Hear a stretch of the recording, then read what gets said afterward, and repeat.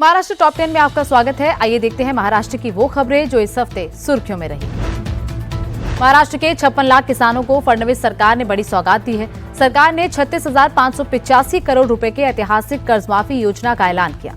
इस योजना का नाम पुण्यश्लोक अहिल्यादेवी होलकर शेतकरी कर्ज मुक्ति है। सरकार का कहना है कि कर्ज माफी से आर्थिक परेशानी झेल रहे किसानों को राहत मिलेगी। वे फिर से खेती में पैसा लगा सकेंगे और जरूरत पड़ने पर नया फसल ऋण ले सकेंगे। 1 अप्रैल 2019 से 31 मार्च 2025 के बीच लिए गए शॉर्ट टर्म क्रॉप लोन पर 2 लाख रुपए तक की कर्ज माफी दी जाएगी। जे शेतकरी कर्ज घेऊन नियमित परतफेड करतात अशा शेतकऱ्यांना प्रोत्साहन देण्याच्या हेतूने नियमित कर्ज परतफेड केलेली असल्यास अशा पात्र शेतकऱ्यांना 50,000 रुपयापर्यंत प्रोत्साहनपर लाभ देण्यात येईल। कर्ज माफी योजना को लागू करने के लिए महाराष्ट्र सरकार ने प्रोसेस शुरू कर दिया है। सरकार ने सभी सरकारी, निजी और जिला सहकारी बैंकों को पात्र किसानों की जानकारी जुटाने, आधार की जांच करने और एक विशेष पोर्टल पर उनका डेटा अपलोड करने के निर्देश दिए हैं। इसके लिए राज्य और जिला स्तर पर नोडल अधिकारियों की भी नियुक्ति की जाएगी। सरकार का लक्ष्य है कि जुलाई के दूसरे सप्ताह से पात्र किसानों के बैंक खातों में कर्ज माफी की राशि सीधे भेजी जाए।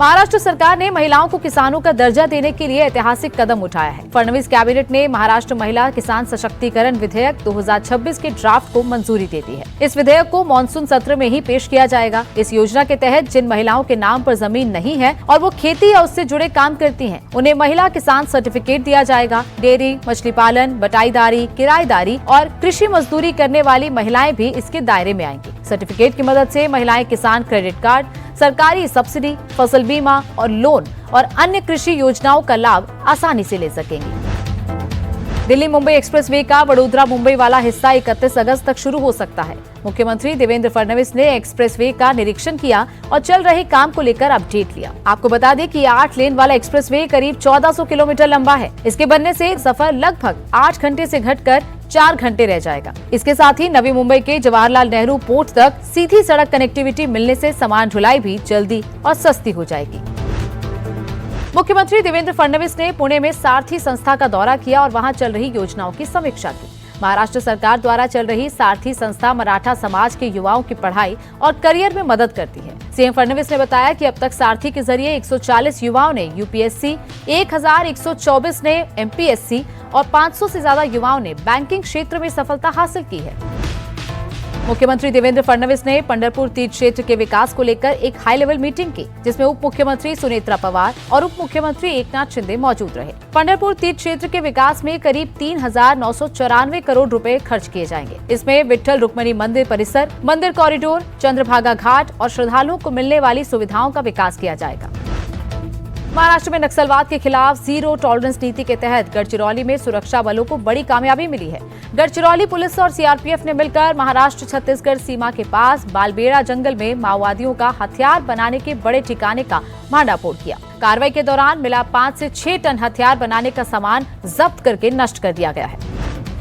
नागपुर के डॉक्टर बाबा साहब अम्बेडकर इंटरनेशनल एयरपोर्ट के आधुनिकीकरण को नई रफ्तार मिली है। पीपीपी मॉडल के तहत अब इस एयरपोर्ट का संचालन जीएमआर ग्रुप ने संभाल लिया है। मुख्यमंत्री देवेंद्र फडणवीस ने कहा कि पहले चरण का काम 2029 तक पूरा करने का लक्ष्य रखा गया है। तो वहीं केंद्रीय मंत्री नितिन गडकरी ने कहा कि इससे मध्य भारत में निवेश, उद्योग और रोजगार के नए अवसर बढ़ेंगे। महाराष्ट्र सरकार ने आमिर खान के पानी फाउंडेशन के साथ मिलकर सत्यमेव जयते फार्मर कप 2026 लॉन्च किया है। 2022 में शुरू हुआ ये अभियान अब राज्य के सभी 351 तालुकों तक पहुंच चुका है। इसका उद्देश्य किसानों को सामूहिक खेती के लिए प्रेरित करना है। इसमें 18,000 किसान समूहों के करीब 2.5 लाख किसान जुड़े हैं। मुख्यमंत्री देवेंद्र फडणवीस ने कहा कि ये सिर्फ एक प्रतियोगिता नहीं, बल्कि किसानों का आत्मविश्वास बढ़ाने वाला प्रोग्राम है। पिछले साल इस योजना से जुड़े किसानों ने सोयाबीन, कपास और मक्का की पैदावार में करीब 71% तक बढ़ोतरी दर्ज की थी। एल नीनो की संभावना को देखते हुए महाराष्ट्र सरकार ने पानी बचाने की तैयारियां तेज कर दी हैं। मुख्यमंत्री देवेंद्र फडणवीस ने अधिकारियों को निर्देश दिए हैं कि जो वाटर कंजर्वेशन के काम जल्दी पूरे हो सकते हैं, पहले उन्हें किया जाए। सीएम फडणवीस ने कहा कि राज्य में खराब पड़े कोल्हापुरी बंधारों की मरम्मत के लिए विशेष अभियान चलाया जाए। सरकार ने कहा कि नई योजनाओं से पहले पुराने और खराब कामों की मरम्मत को प्राथमिकता दी जाए। महाराष्ट्र टॉप 10 में फिलहाल इतना ही। हम फिर हाजिर होंगे महाराष्ट्र की नई खबरों के साथ।